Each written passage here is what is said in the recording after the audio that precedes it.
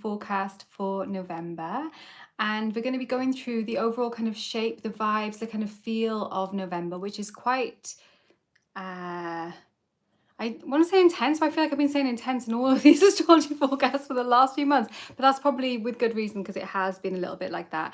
I expect it's going to be a little bit quieter here today than it usually is in the forecast in the live chat, because it's Friday and not Saturday. I normally do the forecast on Saturday, but it is my grandmother's 95th birthday party tomorrow, so we are having a party for her. Hi Liz. So yeah, so it's Friday today, and I'm also doing something else which is unprecedented. Maybe not completely unprecedented, but the deck that I'm going to use to pull the cards from is from the Crow Tarot, from MJ Cullinan's Crow Tarot. Oh, I've got it upside down. There we go, that's better. And this is a brand new deck for me. It is actually, hi Megan, it is a deck that a local witch here in Wales reached out to me like last week and said that she's getting rid of some of her tarot decks and a few books and things like that, and did I want them? And when I saw the things, I was like, yes please, I would love that.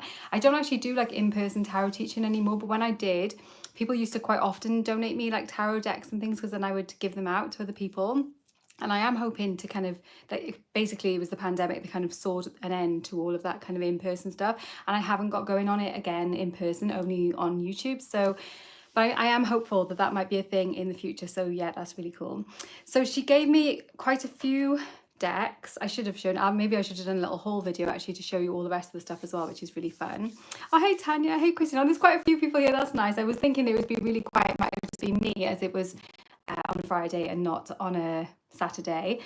But look, inside when I've opened, this is the first one I've opened, I've left everything else in the bag because I wanted to properly like take everything out and have a proper look at it. And normally when I get a new tarot deck, I've got like a whole process that I go through where I look at every card and I do, you know, I go through it all. And I was just like, I'm going to use that Crow Tarot, and I just pulled it out because it was on the top of the box. But look inside the box, she's put a crow feather, she's glued a crow feather inside the box. How cool is that? It's a gorgeous box.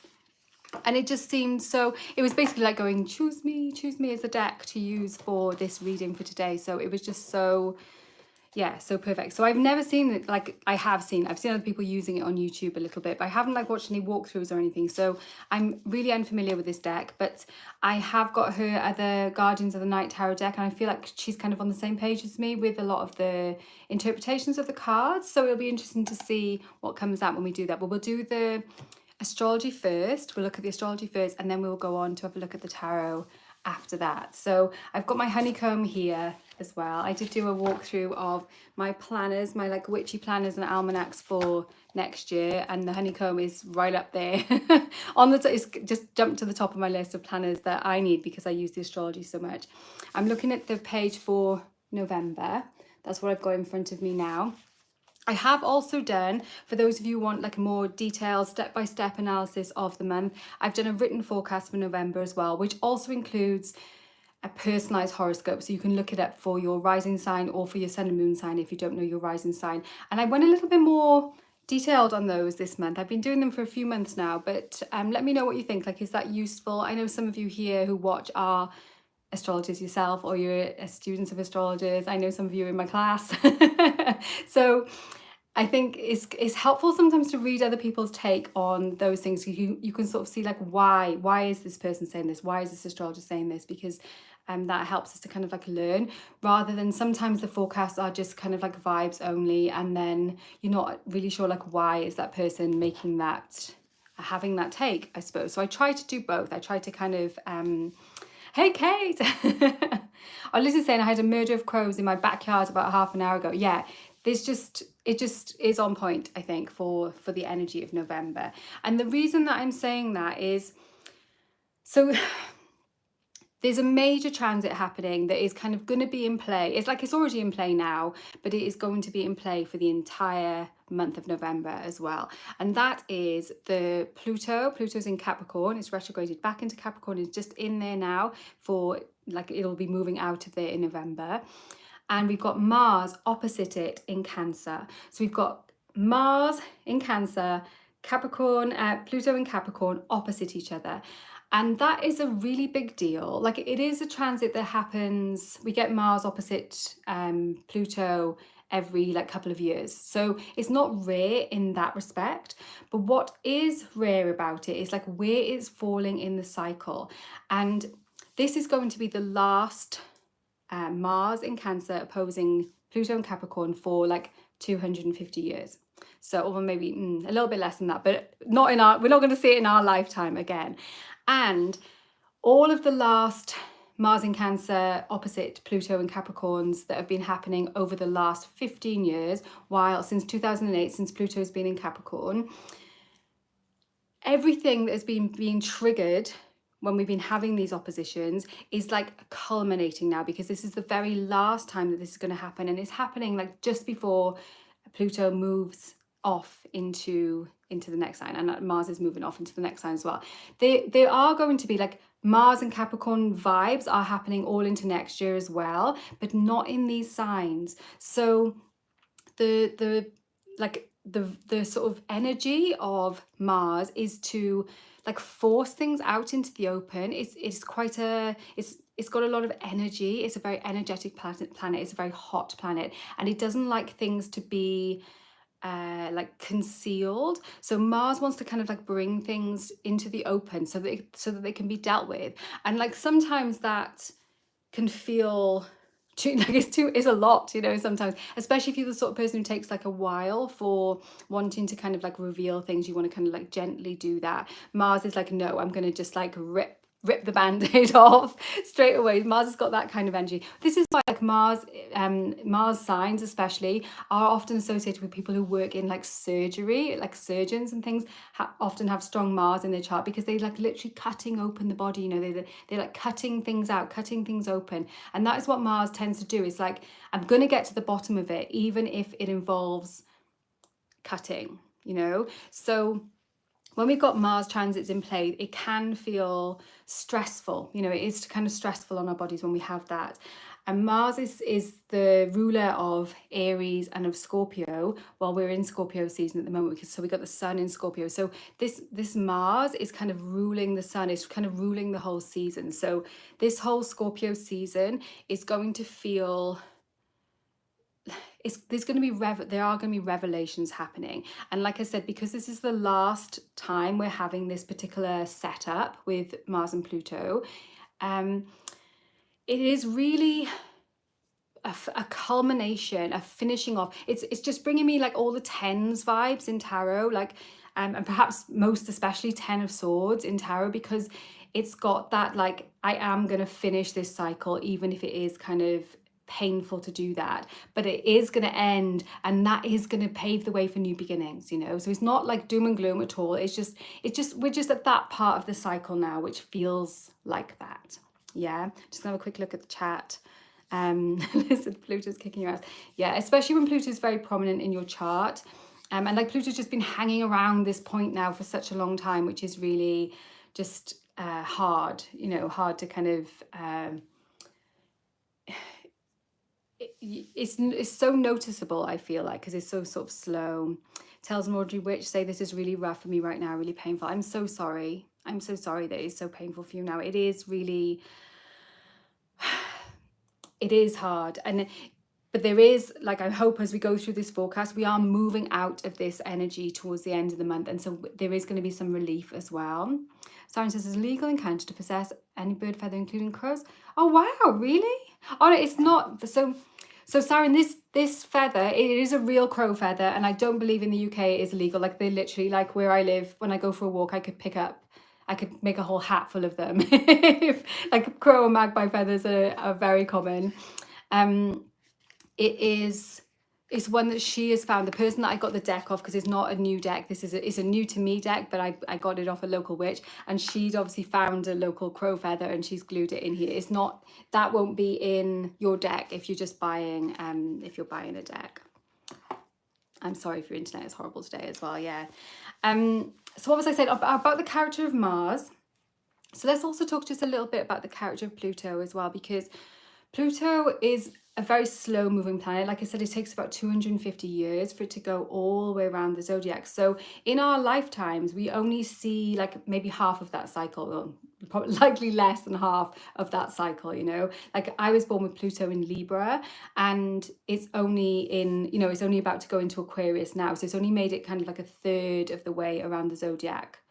From when I was born, and I'm like 46 years old. So in that time, it's taken, you know, it's taken that amount of time to go around. It's not like exact in each sign. It's not like, oh yeah, it does 12 years in each sign. Like some of the planets are much neater like that, but Pluto's not, because it's got a strange orbit. It sometimes takes like a little bit longer, a little bit shorter in each sign. But yeah, it's when we have a Pluto change of sign, it feels like an epoch change. There is a definite like vibe change that is not just kind of like superficial. It goes deep. It's like a generational shift when Pluto changes signs often. So what we're on the cusp of here is this last iteration of Pluto and Capricorn, and we are doing that work. We're having that Mars like opposing Pluto, and in modern times, like Pluto has been assigned to Scorpio as the ruler of Scorpio as well. So like Mars is the traditional ruler of Scorpio in traditional astrology before the other planets that you need telescopes to see were discovered.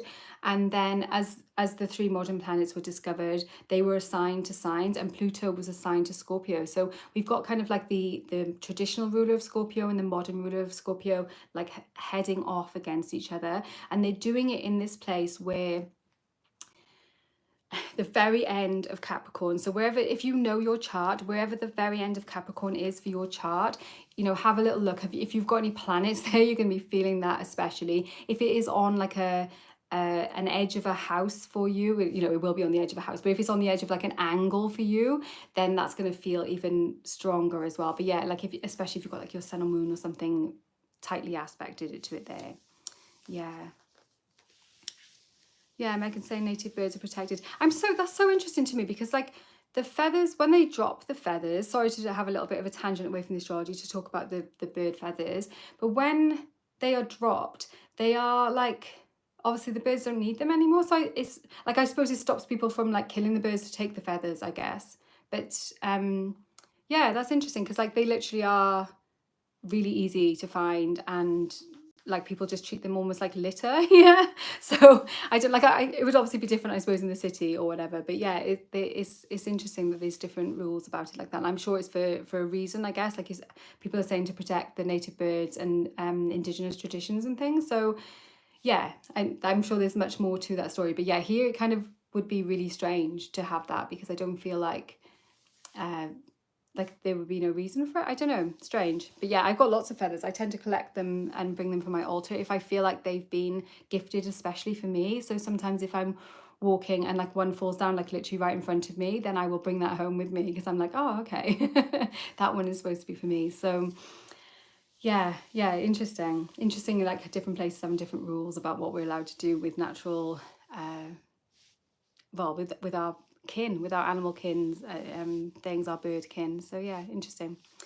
So yeah, let's go back to talking about that Mars Capricorn, Mars Pluto opposition. That the vibe of that is going to continue into next year, because both Mars and Pluto are going to move into the next sign. So they're going to kind of continue having that opposition. Sorry, Frodo is barking at the squirrel in the background. But not from these signs. So there's like a finishing up of the signs that are happening at the moment. So like if Capricorn is a strong sign for you, if Cancer, which is where Mars is a strong sign for you. For me, it's happening in my 4th and 10th houses. So I'm like looking at the themes of those houses and seeing how that kind of matches up with things. We're coming to an end of the work, of the deep work, of the inner work, and it feels like we've been doing a lot of really deep inner work, especially those of you in the membership. I know we have been really like just embedded in like unraveling layers of shadows. And there is still like a little bit of that to be done, but we are getting to the end of that now. And I feel like the goddess has stepped forward for us in this cycle is Irene, a goddess of peace, and so she is going to hopefully hold like a soothing space for us as we like kind of have chance to consolidate, because that's what's going to come next. You know, it's like we're going to do this work, we've been doing the shadow work, we're going to finish that off now in the first 3 weeks of November, you know, as much as these things can. Like it's not like you can just go like tick, that's done. Draw a line under that. it doesn't work like that, does it? But the bulk of the work, the kind of deep work that we've been doing, if it's been feeling intense, if it's been feeling kind of dark and shadowy, that you are on point. You know, you have been working with the energetics of what has been the astrology for these last few months. You are in that energetic soup, as we all are, you know, but some people are more sensitive to that than others, and so kind of feel those vibes. Yeah. But there will still be this opposition happening into the next cycle as well, but it's almost like we get like it's almost like a kind of like a difficult birth, I suppose. It's like we're getting to the end and the birth is going to happen, like the rebirth is going to happen. Pluto especially very, very associated with death and rebirth cycles, you know, so we are kind of in those kind of throes of the death of like the systems, the structures, the power structures and things that are in place at the moment. And then when Pluto moves into Aquarius, which is going to be doing further on in the month, there's this birth of new ways of thinking, hopefully new compassionate ways. Like Aquarius is a sign that is associated with the collective and kind of like the greater good as well. So I'm hopeful that that's going to see some shifts. It will also most likely see us moving more towards technology, like Uranus. Aquarius, which is associated with Uranus, is a sign that is usually it's very future looking, Aquarius, whereas Capricorn is like the most kind of like traditional of all the signs. So there's a schism between those two, you know. So we've got that kind of like very traditional conservative, and when Capricorn is activated, we all want to hold on more, you know, we all want to not to surrender, not do the change. So I feel like with Pluto moving into Aquarius, into the next sign, which, like I said, once it has done that, it is there now for like the next 15 years, and we will never see it return to Capricorn in our lifetime, you know. When is it doing it? On the 19th of November. So on the 19th of November, that is when Pluto leaves Capricorn for the final time. So we've got this last few weeks, the first couple of weeks of November, to be finishing off, culminating that shadow work that we've been doing. And then we start our new kind of difficult birth of the new things. But and that's going to kind of like last on into next year as well. But I do feel like at least there's something new. At least we can kind of see the light at the end of the tunnel. Then we can see that there's possibility, there's kind of like hope, there's change. We can see the change, and it's no longer like will I or won't I. It's like, oh, I have and I am. That's where we're going to be, you know. Oh, Siren, is it your birthday? Of course, because you are a Scorpio, yeah. So is it actually your birthday today? That's lovely. Happy birthday. Happy birthday. Hope you're having a wonderful, wonderful day. I'm sorry your internet is rubbish, but I'm really happy that I get to say hi to you on your birthday. That's really sweet. Yay. So yeah, especially these Scorpio babies, because there's a lot of like this kind of shadowy Scorpio energy. But to be honest, Scorpio babies and Scorpio people with a lot of Scorpio in their charts just kind of are usually quite at home with, I was laughing because I can see a magpie out of my window as I was saying that, and I just saw a feather drop down as we were talking about this as well. So Scorpio, you know, we're activating that Scorpio energy at the moment because the sun is in Scorpio and Mercury is in Scorpio at the very beginning of the month, but we'll be moving quite quickly into Sagittarius. I want to talk about that a little bit more in a moment because I feel like that's given us a little bit of a preview of what is coming when we get into Sagittarius season. We've got the new moon in Scorpio on the very first day of the month. So we got to that point where sometimes like the calendar months and the moons, as I call them, the lunar moons, match up with each other, and that is what we're getting now for November. We've got the new moon on the very first of the month, and then like the next new moon is the beginning of December. So we've got like a moon cycle and a moon kind of meeting up together in this like Scorpio way, with the new moon, the Scorpio new moon, birthing in our Scorpio houses, in our charts, into those kind of Scorpio themes of like renewal, themes of shadow work, themes of other people's resources as well. So like sometimes when we have like a Scorpio new moon, it can be a really good time to even like negotiate your like salaries at work and things like that as well, or like rearrange arrangements with other people who you have shared financial arrangements with. You know, it can be a time for looking at that sort of stuff as well. I think we tend to go very like straight in on the shadow work for Scorpio, which, you know, it does make sense because there is definitely those associations with it. It's very deliberate that we get Samhain or Halloween or Northscalan Gaeaf or however you call that end of October, beginning November time in your culture. It's very deliberate that is there smack bang in Scorpio season. You know, it's on purpose because that is the sign that is associated with the kind of like liminality, with that death and transformation energy. You know, it's associated with the death card in tarot. It's that energy that we're bringing in here, that energy of beginnings and of endings, well, of endings and beginnings.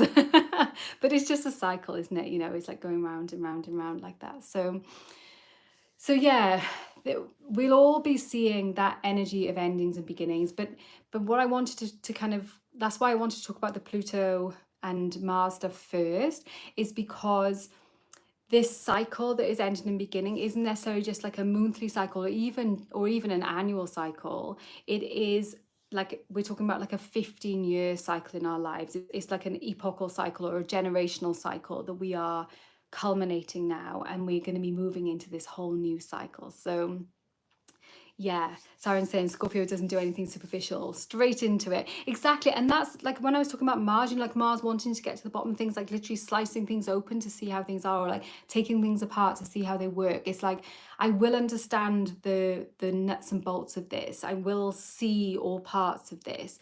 It's got that kind of natural investigative properties to that sign. So we will be able to bring that kind of investigative energy in during this Scorpio month and during this whole month of November. Like I said, kind of ebbing off at the end. So we'll talk a little bit about what happens like later on in the month. But yeah, in this first part of the month, our work is basically just to kind of try as much as we can to go with that flow of endings, to allow that surrender, perhaps even to, you know, like this time of year is great to have that kind of like release around, like you can even design rituals around that, you know, perhaps asking ancestors to help you to move forward now, to help you to let go of things which are holding you back, that kind of thing. I haven't like fully decided what I'm going to be doing around this time. Like I don't see it as being like just that one day, it's like that one night and it's all over and done with. It's definitely like a season for me. So I do tend to do like a few things as we go through, but it is really good to work with that energy to try and just make it easier for us, really. Like we are so under ceremony, like our ancestors would have had so many more rituals and ceremonies, and like these days people, like the only ones we have really like kind of like weddings and funerals, I suppose. Like people do celebrate births still as well, but it's not like ritualized in the same way as it was previously. And it's because people are like, well, ritual, that's stupid, you know, that doesn't mean anything, it doesn't do anything. But we've lost that understanding that it really does. Like ritual is so basic to our human being that when we do something in ritual, when we enact something in ritual, or when we like open space for something in a ritualistic way, even just like, it doesn't have to be like, you know, wearing full gowns and dancing around naked under the moon or something. It doesn't have to be that. It's very rarely that. But it's just making space for like something that is sacred, something that is not of the ordinary, and stepping into that kind of like extraordinary sacred space and being able to like be in conversation with like the universe, source, goddess, God, however you call it, and say, look, I know I'm listening and I understand this is what is happening at this time and I'd like your help with this. I'm going to show you what I would like, and we can kind of like step it through, work it through together. And we've really done us all a massive disservice by losing those rituals, losing those ceremonies out of our society, because that is just, it makes things so much easier when we do that. It's kind of hard for us to bring them back by ourselves. It is sometimes easier to do these things with other people, which is really another good way to like kind of gather with people to make community, but also can feel a bit awkward, I suppose, with people. So, you know, you do you. However it suits you will be the best way forward. Oh, Joe, hello. So nice to see you. Yeah. Yeah, long time no see. I saw that you'd said that you'd come back, so that's really nice. Siren says, I think I have an ancestor guide up in the Kindred Facebook group. If not, yes, thanks. I think it is in there, Siren. I think it's in the guide. So we have a circle of kindreds over on Facebook. I think most of the people here already know, but if you're watching this afterwards, you're not in the chat here now. On Facebook, there is a circle of kindreds which is associated with this channel, and in there, I've put some information in there. Siren, who is a crystal witch, I suppose. She's a very long-standing witch who knows a lot about crystals, been working with stones for a really, really long time. She's included like lots of guides for all different types of things in there as well. So it's a really great resource. And there was definitely a really good one. I remember about working with like petrified wood and things like that for the ancestors with the meditation and things as well. I remember doing that. That would be a really lovely one to do, because like when we step into ritual space with our ancestors, we kind of have that best of both worlds, in that like we're not kind of doing it on our own, we're doing it with our ancestors, but we also don't necessarily have to like tell other people, other kind of modern humans about it if that feels awkward. So it can be a nice way in to that as well. So yeah, we're going to do that work. We're going to do that work of kind of getting to the bottom. We're going to finally get to the bottom of the things that have been anchoring us, keeping us in the past. You know, we think of Capricorn as being that sign associated with tradition and with the past.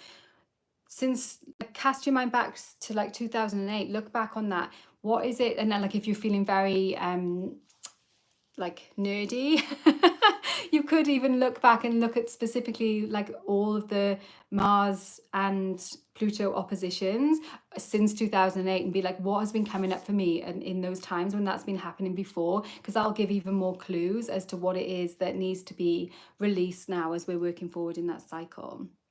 Yeah, Tanya's saying definitely have a look at the ancestor guys. I'll try and remember to bump it in the group as well. Oh, while we're talking about groups as well, we do also have a Discord server now as well. A lot of people were asking me about that because I know not everyone likes to use Facebook because of like the obvious problems with Facebook. But I will say that we don't tend to have many of those problems at all in the Circle of Kindreds. It is a really lovely space, even though it is on Facebook.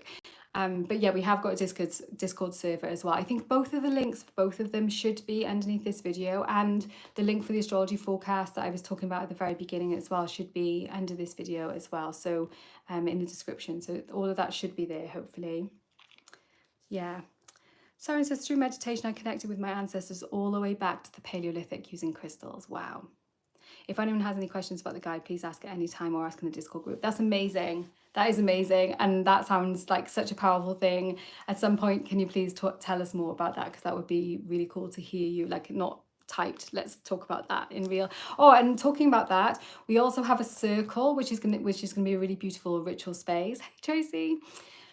On the, what is it on, the 1st or the 2nd? The Saturday, the first Saturday in November, we have got a Beyond the Veil circle. It's a completely free event for everybody in the Circle of Kindreds. You don't even have to be in the Facebook circle, but you will have to look on there for the event details, the Zoom link and everything. Or I'll send it in my newsletter as well. If you're not signed up for Moonday Magic Mail, you should be, because it's lovely. It's like I send an email every Monday with the astrology information for the week, and if there's anything else going on like circles and stuff like that, then I put it in there as well. So yeah, there should be a link to join for that actually in the description box as well. So we're having a circle, and it is going to be, the theme is Beyond the Veil, and we're going to be talking about that idea of like the worlds merging. We're also going to be talking about veiling as a practice as well. Catherine is going to speak about her experience of veiling. And I'm hoping to twist Michelle's arm into doing something to do with tarot and the High Priestess as well. She's not here because she's busy today, but yeah. And Siren, who is here now and telling you about that amazing meditation that she's done, where she connected back to her ancestors all the way to the Paleolithic. I love those ancestor meditations. Like sometimes I literally feel them put their hands on my shoulders while in that connection with them, and it just feels so reassuring. It's just, oh, yeah, it's so good. But Siren is going to be leading the meditation in that circle that is happening as well. So do come, yeah. Rebecca says, I've never used Discord, I'm not sure how it works. That's fine. Like if Facebook is better, I know Facebook is better for some people, Discord is better for some people. So now we have got those both of those options there. Discord is kind of like a little bit more like the old school like message boards. It's like there's like different channels for talking about different stuff, whereas like in Facebook obviously it's like a news feed kind of scenario, so it's just like a different setup, really different kind of vibe. Siren saying I can add an ancestor connection with the veil meditation. That would be a yes, please. If you can weave that in, then that would be really, really wonderful.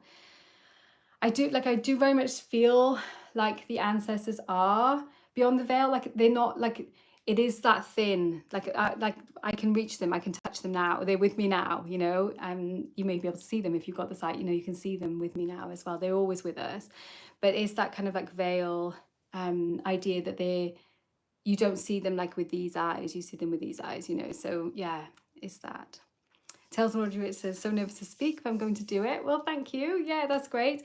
The circles, like there's usually, I want to say like about 30 people maximum. It's not like a massive thing usually, because we just do them live, and it doesn't feel daunting once you're there. I know it can be daunting to like join in the first place, and sometimes like the first few minutes, but then once people just kind of relax into it, it is I wasn't sure how I was going to work on Zoom, because like I've done a lot of in-person women's circles, goddess circles and things like that, and they are, you know, like you're holding the space for that straight there, but it works beautifully on Zoom. Actually, they're really lovely, and it means that we can connect with people from all over the world, and not just like, you know, in our local area. So anyway, I feel like I'm kind of getting off topic, but also not in a way, because like I was saying, this month is about that. It's about kind of like gathering resources. Like Samhain is that time of, it is a harvest time. It's the final harvest. So it is about kind of like gathering our resources for that winter month.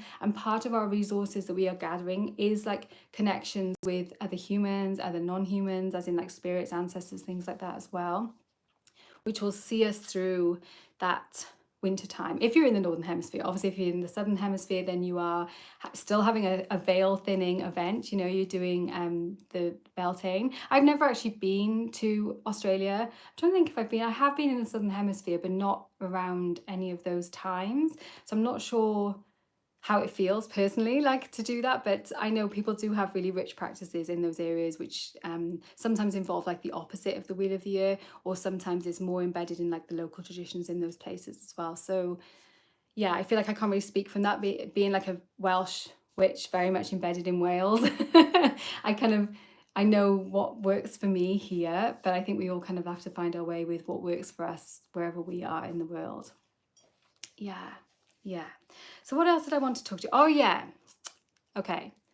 Oh yeah, Joe's asking for the Discord invite. Is there one? Let me know if there's one in the description. If not, I'm sure somebody here will be able to get one and put one in the chat, because I know there's some people here who are much better at that kind of thing than I am. So hopefully they will. But if not, I can stick one in I'll stick one in the comments later on. If it's not, there should be one in there though. I think, hope, maybe. In theory, there is. So let's talk a little bit about Mercury.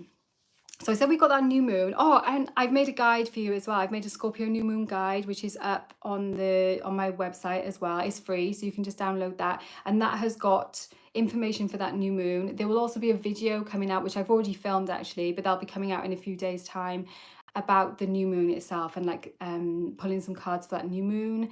Like I said, it's weird this month because the month and the moon have kind of lined up together, so they're almost like kind of duplicating each other, but not exactly. So it's still quite interesting to do that. Rex is probably like the Discord. Yeah, people are kind of drifting away from Facebook. Liz, if you could get the link, that would be really cool, and just pop it in the chat for now, because people in the chat can get it, and I'll try and remember to put one in the like actual comments, because I don't know, can you leave comments now? I don't know if you can when it's live like this.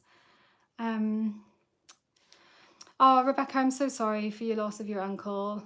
That's hard when people have just crossed over. It is really like leaves like whatever it was that he liked, offer him something over Samhain, over Halloween, if that feels right to you to do that, because I know it's not the same. Like obviously you lose that physical connection with somebody when they cross over, but often they very much want to make you know that they are still they're still around. They are still around. But yeah, I'm sorry. I'm sorry. Okay, Liz has posted a link. Thank you. Let's talk about Mercury. So Mercury is very busy this month. So like I said, Mercury is kind of like trailblazing a little bit. Mercury's dived into Sagittarius ahead of everybody else. So the sun is still in Scorpio at the beginning of the month.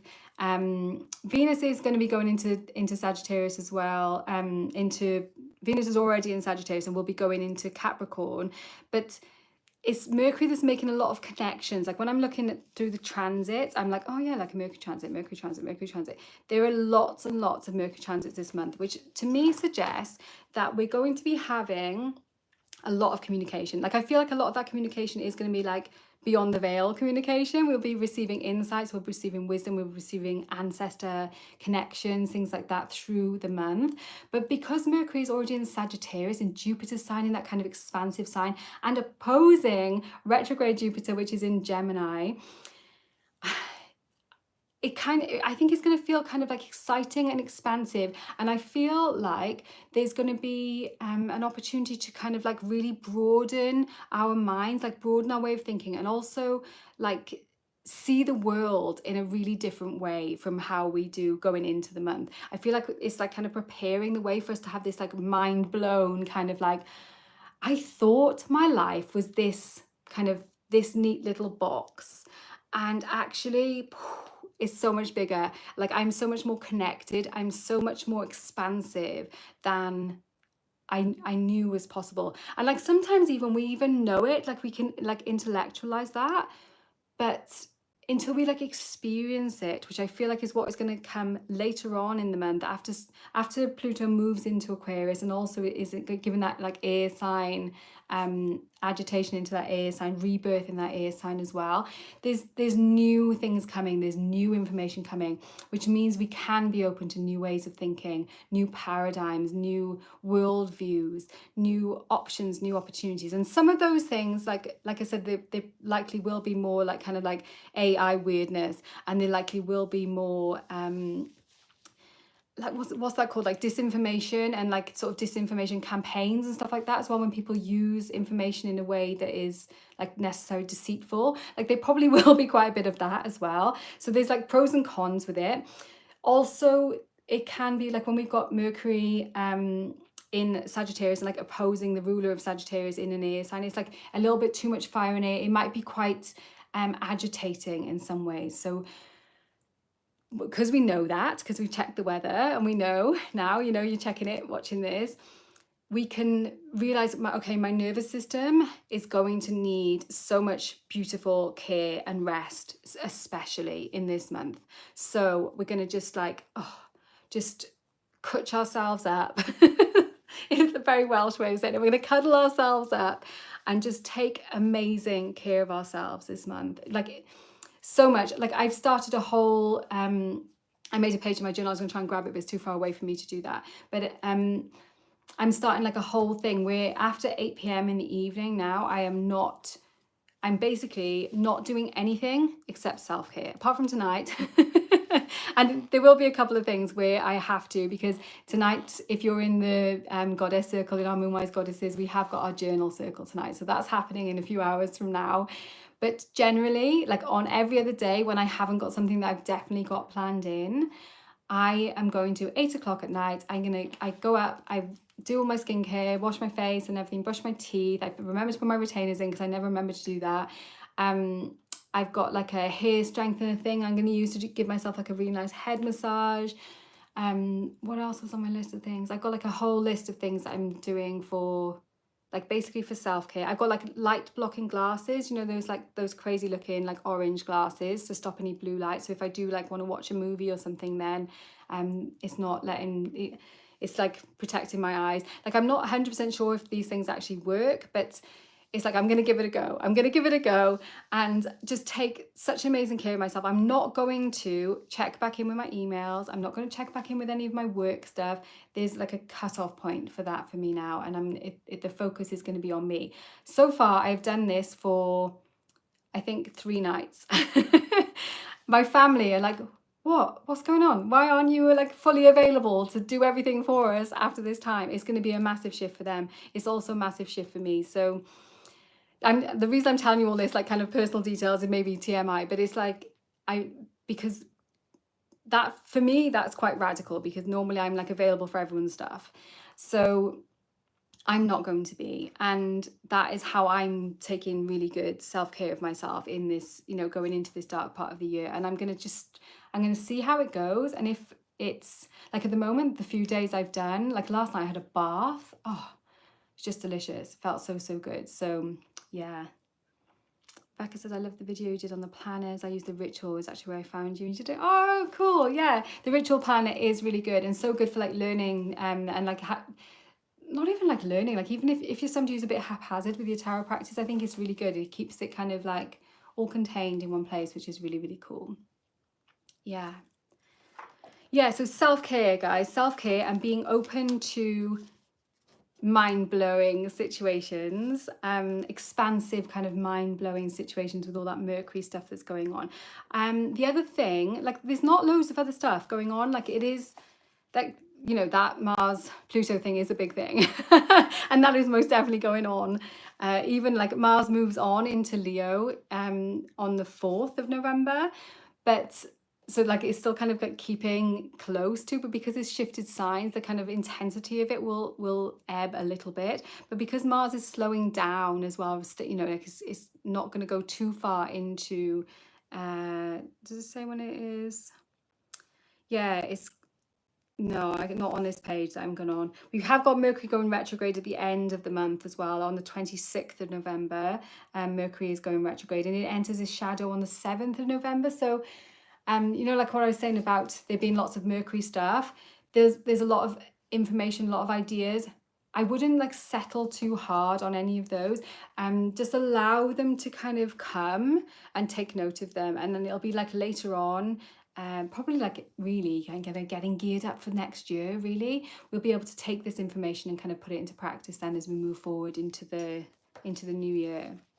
So just support your nervous system, enjoy receiving all the communication, try not to act on it too much, just be kind of gathering, you know. It is like harvesting, you know. Imagine yourself with this beautiful like wicker basket and you've got your cloak on and everything, you're just gathering. So when you receive new little bits, it's like, oh, that's a nice little nugget there, and pop it in the basket, and this is nice, and pop it in the basket, and just gather. And then you've got this beautiful harvest basket then, which you can then, over the cold dark months, kind of take things out one at a time and really kind of like look into them and see, is this something that is a good fit for me? And if it is something like I'm doing with my self-care, is like, does this particular part of my new routine work for me? If so, then yes, I'm going to take it in and it's going to become part of me. And then the other bits that aren't, they won't, you know. So we can kind of sift through it then later on. Yeah. Venus, though, I did want to talk about Venus. So on the 11th of November, Venus has already been in Sagittarius, so she's been kind of like doing the. I like Venus in Sagittarius, even though it's not supposed to be necessarily like a great place for Venus. It's just I find, because it's in Jupiter's sign, that it's just kind of like nice when Venus is in there. It feels kind of. I sometimes feel like it's wanting me to bring more beauty to my belief systems, restructuring my belief systems in like a beautiful way, bringing more aesthetics. And even like it's even a really good time when Venus is in Sagittarius to actually do those things, like kind of cleaning off altars and making them like more beautiful spaces, more aesthetically pleasing spaces. So like if you've been feeling the pull to that, that's very kind of like Venus in Sag. But Venus is going to be moving into Capricorn on the 11th of November.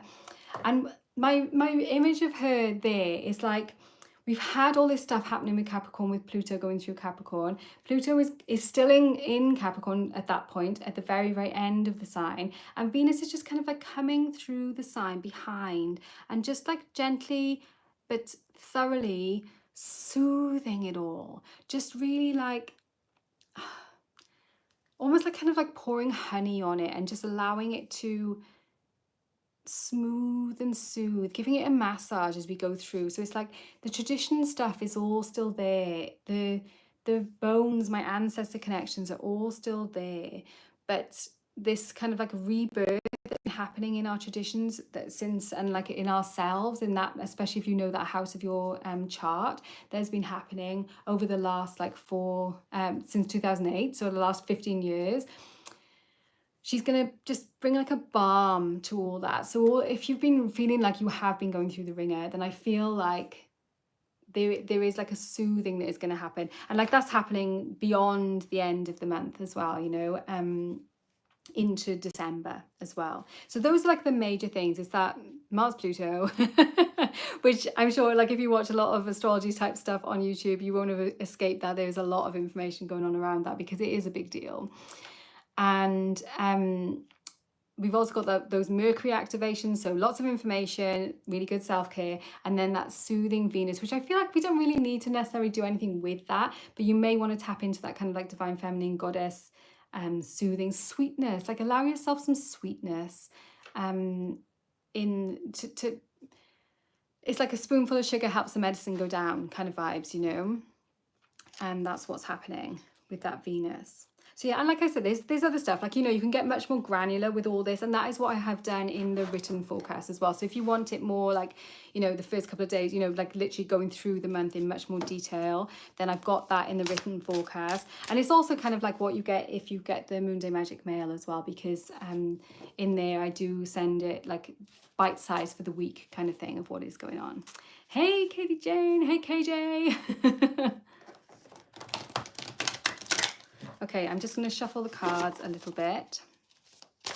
So I'm using the Crow Tarot. If you weren't here at the beginning, I was talking about how this is a brand new deck for me. I haven't even like properly looked through it, which I never normally do, and I certainly would never do for a reading like on my channel. But it just really was calling to me as wanting to be the deck that is used for this monthly reading. So let's see what comes out.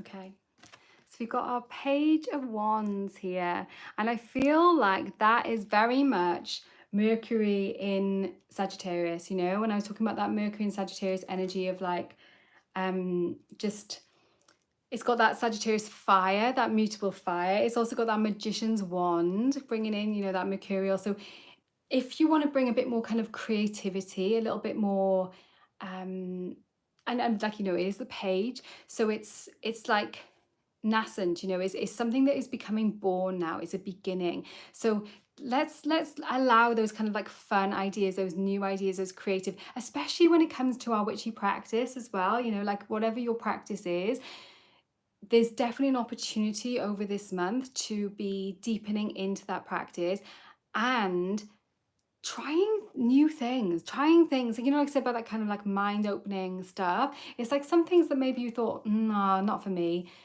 Like, I'm not saying it definitely is for you, but just try stuff, have some fun with it, but allow that kind of creative play to happen with that Page of Wands. I will have a little look what she says in the book, because I really like her interpretations of the cards, so we will have a little look at that in a minute as well. But I wanted to see so the other one that has come up is another Wands, and we've got the 10 of Wands, and that's really interesting because I said when we were talking about that Mars Pluto, I said it's giving me tens in tarot vibes. I said particularly 10 of Swords because it's got that sharpness, you know, associated with Mars, with cutting, with Mars. But like the 10 of Wands is also that same. It's like, it's heavy, it's like, oh, this burden, you know, this burden that we've been carrying, but we're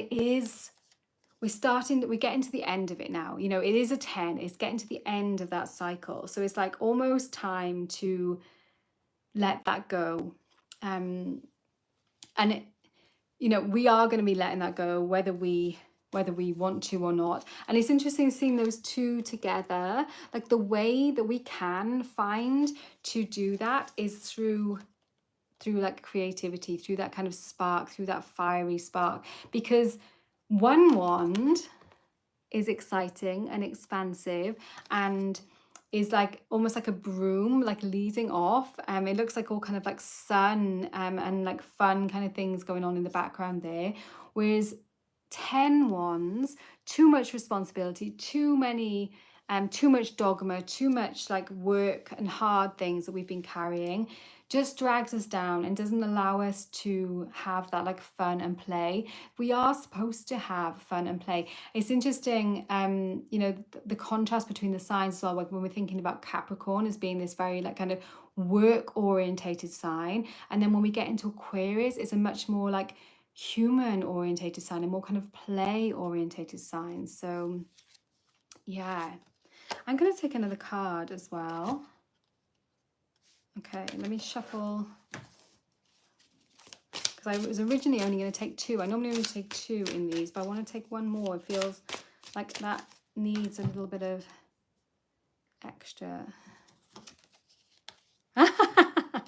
Okay, so this is what we got, the Magician coming in with it as well. So like very mercurial, very much underlining that point. Like look at all those resources that are there. We've got the you know, all of the suits. We've got the cups, we've got the pentacles, we've got the swords, we've got what didn't I say? The wands.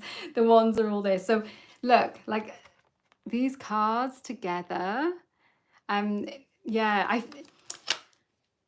there's so much potential. And like the Magician is card one, isn't it? You know, it is like the beginning of things. So we've got this like this ending of things, that is way too heavy. And then we've got this beautiful resourced beginning of things. But I feel like that Magician card is the thing that is going to kick in after the Mercury retrograde. You know, I said the Mercury was going retrograde at the end of the month, and so maybe to not like to necessarily like try and implement all of the ideas, because there's gonna be like, oh, you know, all this cool, exciting Page of Wands ideas kind of coming in.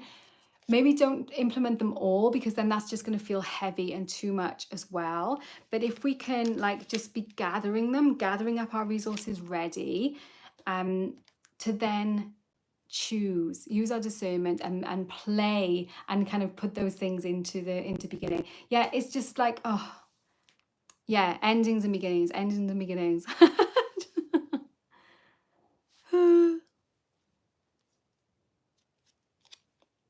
Oh, nice. We got a troll in here who doesn't. It always confuses me how people who like don't agree with stuff will still choose to spend their time watching it. It's really, really odd. But there we go.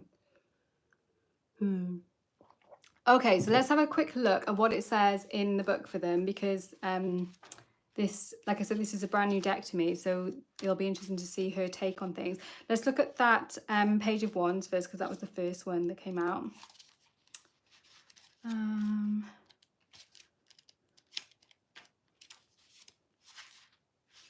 Okay, they're going backwards. Like I said, I haven't even looked at any of this yet, any of the things. So the Page of Wands is a messenger of good news. Let me show you the card while I'm doing it. She brings ideas and a creative outlook on life that illuminates any room.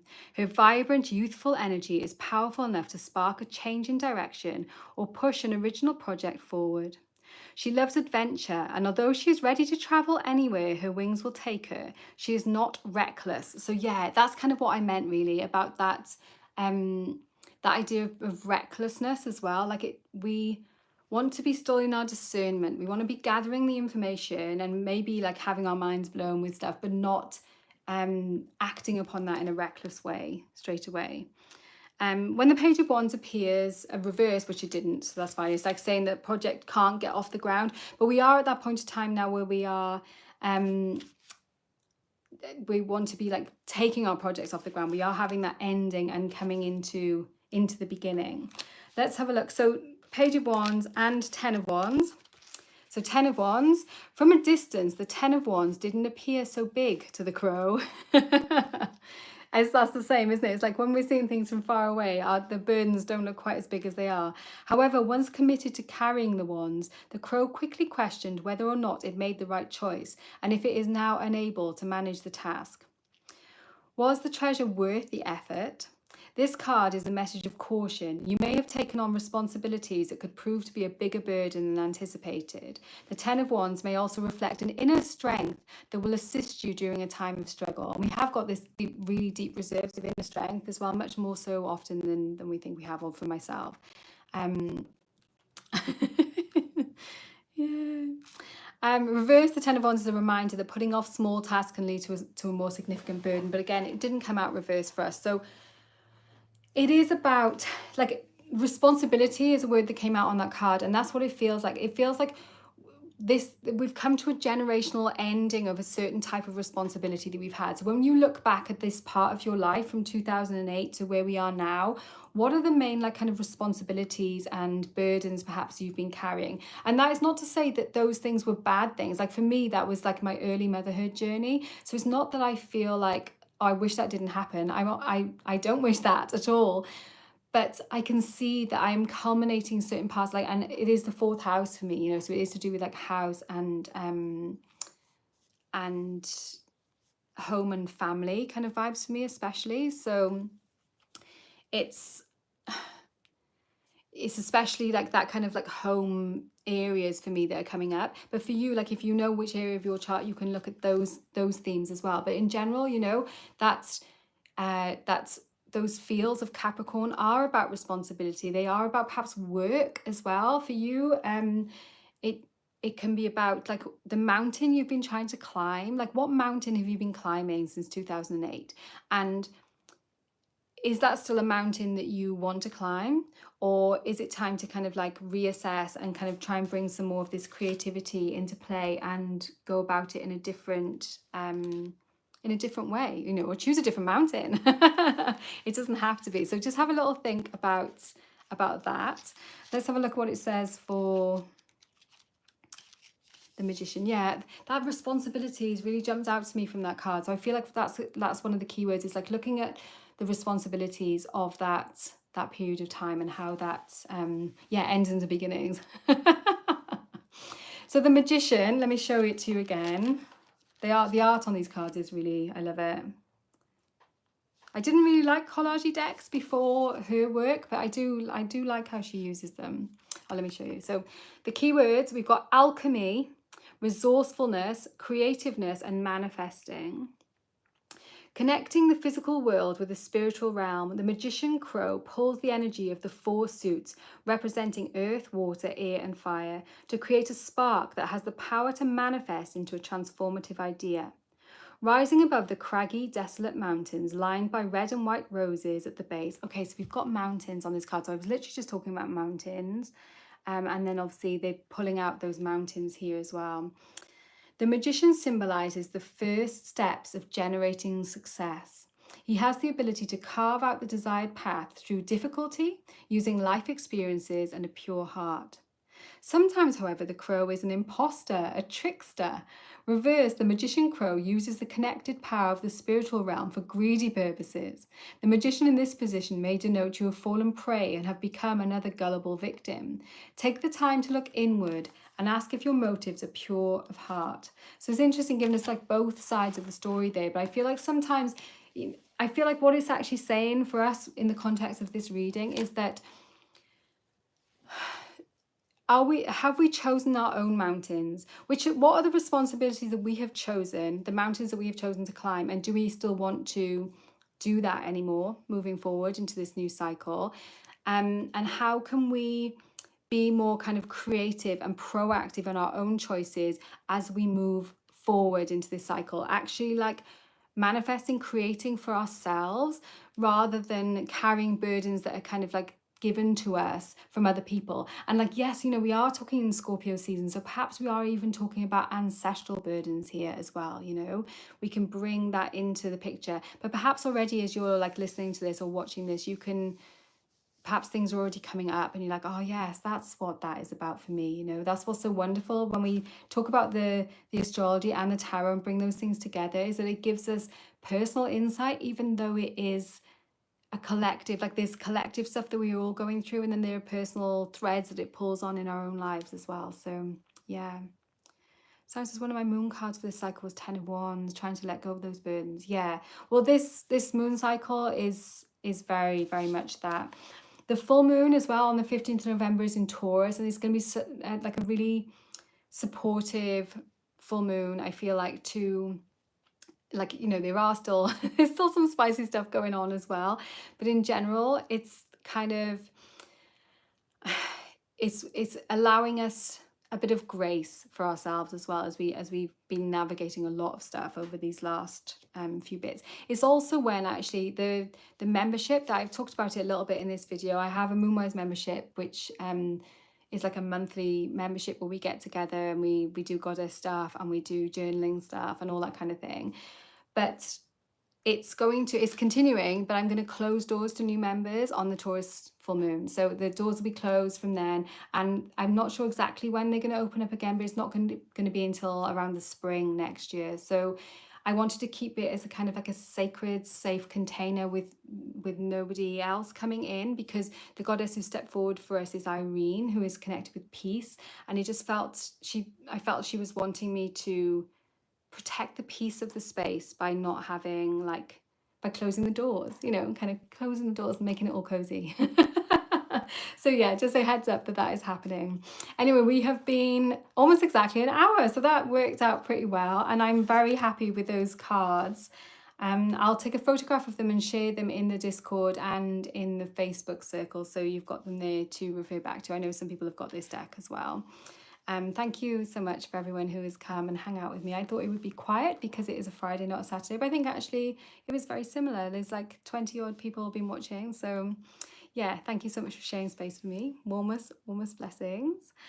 And yeah, if you want to give me a like, that'd be really cute. I can see some hearts coming up here now, and I've always got to try and remember how to switch it off when I get to the end of these lives. I'm getting too old for this. Warmest blessings, and I will see you very soon.